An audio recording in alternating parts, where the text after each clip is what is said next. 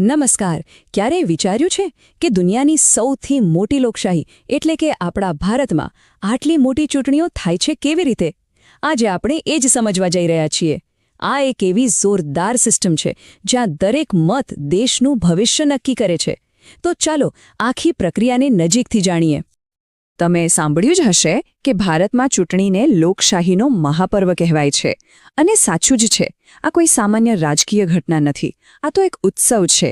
એક એવો સમય જ્યારે કરોડો લોકો એક સાથે મળીને દેશની દિશા નક્કી કરે છે. આનાથી મોટી તાકાત બીજી કઈ હોઈ શકે, ખરું ને? તો આજે આપણે શું શું જોવાના છીએ? સૌથી પહેલા લોકશાહીના રક્ષક કોણ છે એ જાણીશું. પછી તંત્રના પાયામાં કોણ છે એ સમજીશું. ત્યારબાદ આખી ચૂંટણીનું સંચાલન કેવી રીતે થાય છે, મતદાનની પ્રક્રિયા શું છે, અને છેલ્લે પણ સૌથી મહત્વનું, એક મતની તાકાત શું છે એના પર વાત કરીશું. ચાલો તો શરૂ કરીએ આપણા પહેલા મુદ્દાથી, લોકશાહીના રક્ષક. અને આ રક્ષક એટલે બીજું કોઈ નહીં પણ ભારતીય ચૂંટણી પંચ. પણ એમને આટલું મોટું બિરુદ કેમ મળ્યું છે? ચાલો સમજીએ. જો ભારતીય ચૂંટણી પંચ, જેને આપણે ECI કહીએ છીએ, એની સૌથી મોટી ખાસિયત શું છે ખબર છે? એ કોઈ સરકારના દબાવમાં કામ નથી કરતું. બિલકુલ નહીં. એ એકદમ સ્વતંત્ર છે. એક બંધારણીય સંસ્થા. એનું કામ બસ એક જ છે, દેશમાં ચૂંટણીઓ એકદમ ફ્રી અને ફેર થાય એ સુનિશ્ચિત કરવું. અને સાચું કહું તો આ જ આપણી લોકશાહીનો સૌથી મજબૂત પાયો છે. હવે જરા એમના કામનો વ્યાપ તો જુઓ.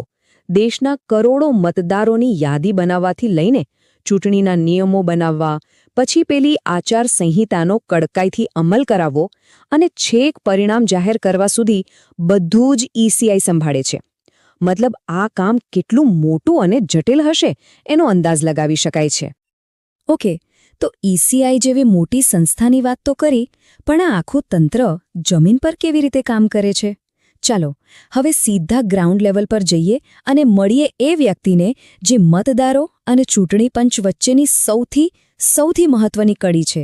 એ છે બૂથ લેવલ ઓફિસર, એટલે કે BLO. આ BLO છે ને, એ ખરેખર આપણા જેવા સામાન્ય મતદારો માટે ચૂંટણી પંચનો ચહેરો છે. મતલબ મતદાર યાદીમાં નામ ચેક કરવું હોય, નવું નામ ઉમેરાવવું હોય, સરનામું બદલાવવું હોય, કોઈ પણ કામ માટે પહેલો સંપર્ક કોનો કરવાનો? બસ BLOનો. એ આપણા વિસ્તારના જ હોય છે અને આપણને સીધી મદદ કરે છે. હવે મતદાર યાદીના કામ માટે મુખ્યત્વે આ 3 ફોર્મ બહુ કામના છે. યાદ રાખજો. નવું નામ ઉમેરવા માટે ફોર્મ નંબર 6, કોઈનું નામ કમી કરાવવું હોય તો ફોર્મ નંબર 7, અને જો કોઈ ભૂલ સુધારવી હોય કે સરનામું બદલવું હોય તો ફોર્મ નંબર 8. અને આ બધામાં ગૂંચવાવાની જરૂર નથી, કારણ કે BLO આ બધામાં મદદ કરવા માટે જ હોય છે. તો આપણે BLOની ભૂમિકા તો સમજી, પણ એ તો આ વિશાળ ચૂંટણી તંત્રનો એક નાનો પણ બહુ જ મહત્વનો ભાગ છે. આખી ચૂંટણીને પાર પાડવા માટે તો અધિકારીઓની એક આખી ટીમ કામે લાગે છે. ચાલો હવે એમના વિશે પણ થોડું જાણી લઈએ.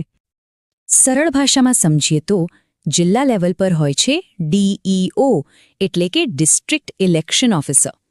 એ આખા જિલ્લાની ચૂંટણીના, સમજો ને કે ઇવેન્ટ મેનેજર છે. બધી જ વ્યવસ્થા એમના હાથમાં હોય છે. અને બીજા છે ERO, એટલે કે ઇલેક્ટોરલ રજિસ્ટ્રેશન ઓફિસર. એમનું મુખ્ય કામ છે મતદાર યાદીને એકદમ અપ ટુ ડેટ અને ભૂલ વગરની રાખવાનું. એક વ્યવસ્થા સંભાળે છે તો બીજો ડેટા. પણ જે દિવસે આપણે મત આપવા જઈએ છીએ એ દિવસે બૂથની અંદર અસલી બોસ કોણ હોય છે? એ હોય છે પ્રિસાઇડિંગ ઓફિસર. એ દિવસે એ એમના બૂથના કેપ્ટન છે. ત્યાં બધું શાંતિથી અને નિયમ મુજબ ચાલે એ જોવાની સંપૂર્ણ સત્તા અને જવાબદારી એમની જ હોય છે. ઓકે, તો આખી સિસ્ટમની વાત થઈ ગઈ. હવે આવીએ મુખ્ય વાત પર. એ દિવસ જેના માટે આટલી બધી મહેનત થાય છે, મતદાનનો દિવસ. જ્યારે આપણે પોલિંગ બૂથ પર જઈએ ત્યારે અંદર એક્ઝેક્ટલી શું થાય છે? ચાલો એકદમ સરળ સ્ટેપ્સમાં સમજીએ. મત આપવા જવા માટે સાથે શું લઈ જવાનું? સૌથી બેસ્ટ તો છે આપણું ચૂંટણી કાર્ડ, એટલે કે E-PIC. પણ માની લો કે એ નથી મળતું તો ટેન્શન લેવાની જરૂર નથી.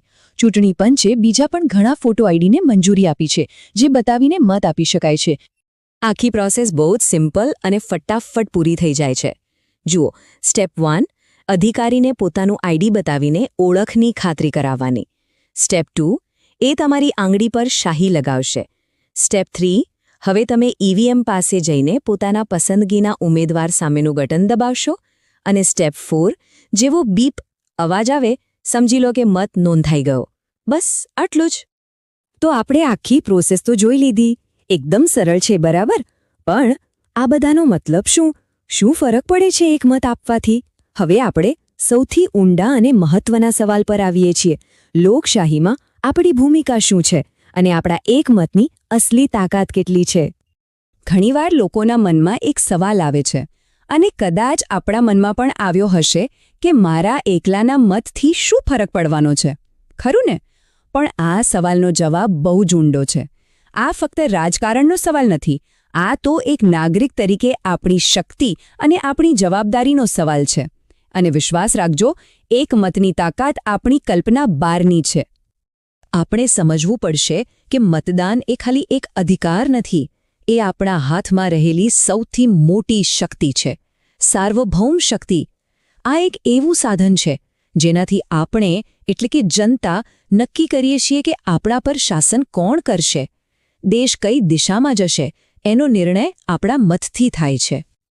એટલે જ એક જાગૃત નાગરિક તરીકે આપણે કેટલીક ફરજો પણ છે, જેમ કે કોઈની લાલચમાં કે દબાણમાં આવ્યા વગર પોતાની સમજણથી મત આપવો.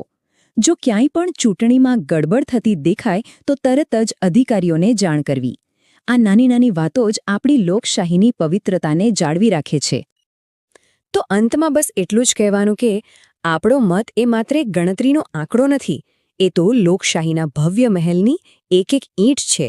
દરેક મત સાથે આપણે માત્ર કોઈ નેતાને નથી ચૂંટતા, આપણે આવનારા 5 વર્ષ માટે દેશનું ભવિષ્ય ઘડી રહ્યા હોઈએ છીએ. તો હવે જ્યારે પણ મત આપવાનો મોકો મળે ત્યારે એક ક્ષણ માટે જરૂર વિચારજો કે આપણે કેવા ભવિષ્યનો પાયો નાખી રહ્યા છીએ.